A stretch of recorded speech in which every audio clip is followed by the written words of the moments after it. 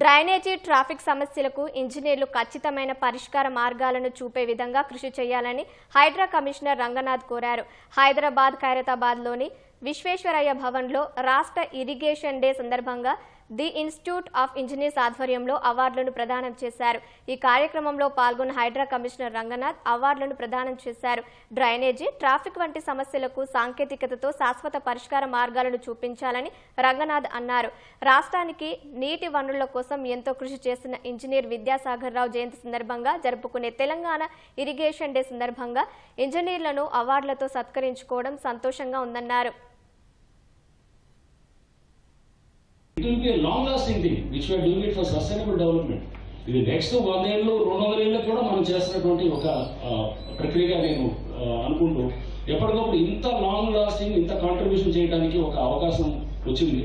మనం అప్లై చేయాల్సింది simple fundamentals. అది చెరువుల పునరుద్ధరణ అయినా వెదర్ ఫోర్కాస్టింగ్ అయినా జరిగినప్పుడు సబ్సిడైజ్ దాని it results lot of stress is there. అక్కడ లాట్ ఆఫ్ అక్కడ మనకి ఎదున్నప్పుడు it releases in the form of different this thing. So ఇవన్నీ కూడా మనకి అది ఇప్పుడు మనం పెద్ద పెద్ద హై రైజ్ బిల్డింగ్లు కడుతున్నాం.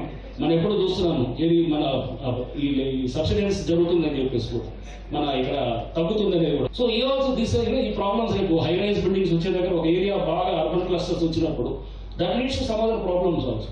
ఇవన్నీ మనం ఎప్పుడప్పుడు అంచనాలు వేస్తూ సమస్యల్ని మనం అర్థం చేసుకోగలిగితే కనుక come out with some practicable and workable solutions.